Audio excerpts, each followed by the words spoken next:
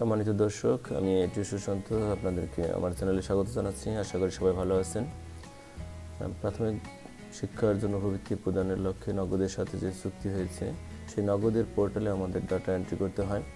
এখন কোনো কারণে যদি আপনি আপনার সেই নগদের পাসওয়ার্ডটি ভুলে যান বা হারিয়ে ফেলেন, সেক্ষেত্রে আপনার করণীয় কি, তার উপরই আজকের এই টিউটোরিয়াল। তো চলুন আর কথা নয়, এবার আমরা স্ক্রিনে চলে যাই।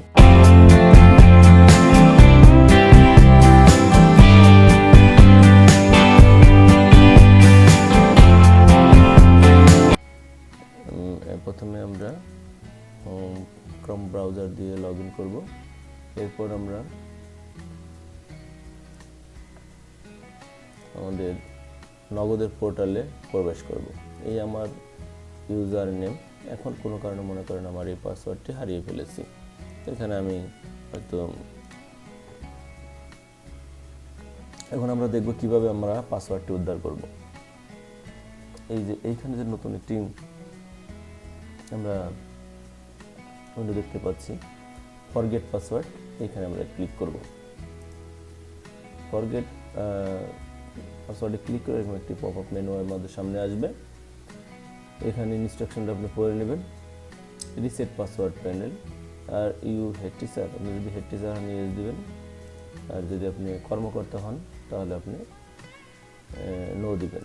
তাহলে আমি যেহেতু হেড টিচার না, তাহলে আমি নো দিলাম।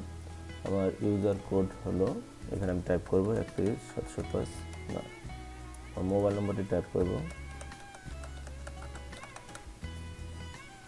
এরপর যে গুরুত্বপূর্ণ বিষয়টি ইমেল অ্যাড্রেস, যে ইমেল অ্যাড্রেসে আপনার এই পাসওয়ার্ডটি, নতুন পাসওয়ার্ডটি যাবে, অর্থাৎ এটি খুব গুরুত্বপূর্ণ বিষয়। এটি কোথায় এন্ট্রি করতে হয়, এটা হলো প্রোফাইলে। আমি পরে দেখাবো যে কোথায় এই ইমেল অ্যাড্রেসটি কারেক্টভাবে আপনি এটি এন্ট্রি করবেন।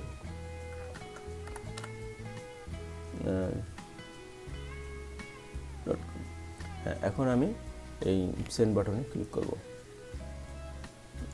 would you like to reset password? এবার আমার ইমেল চেক করব।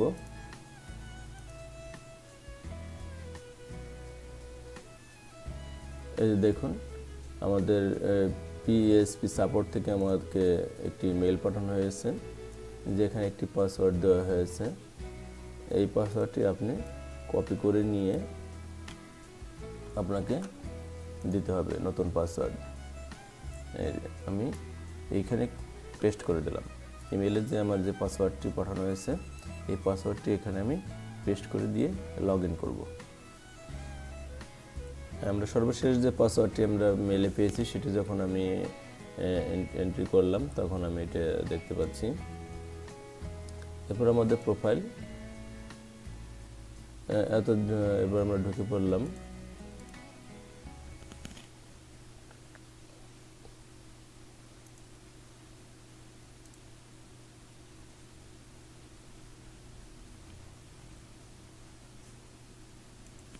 এইখানে একটি বিষয় আপনি দেখেন, কারেন্ট পাসওয়ার্ড।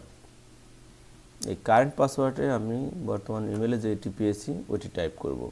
এরপর নতুন পাসওয়ার্ড আমি দিয়ে দিব, যেটি আমার নিজের মতো করে আমি একটি পাসওয়ার্ড এখানে দিয়ে নিব।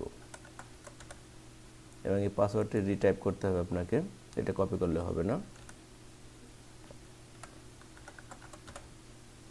এরপর আমি সেভ বাটনে ক্লিক করব।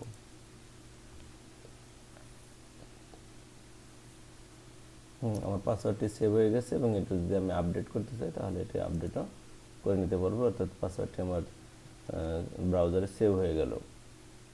আমি যে বিষয়টি বলতে চেয়েছিলাম যে আমরা ইমেল অ্যাড্রেসটি কোথায় ইনপুট করব, সঠিক মতো যে ইমেল অ্যাড্রেসে আমাদের তথ্যটি যাবে সেটা হলো যে প্রোফাইল আপডেট। প্রোফাইল আপডেটটি আপনি এখনই চেক করে এইখানে যে ইমেল অ্যাড্রেসটি দিবেন, এই রিকভারি পাসওয়ার্ড যে ইমেল অ্যাড্রেসে যাবে, এই ইমেল অ্যাড্রেসটি একদম সঠিক হতে হবে।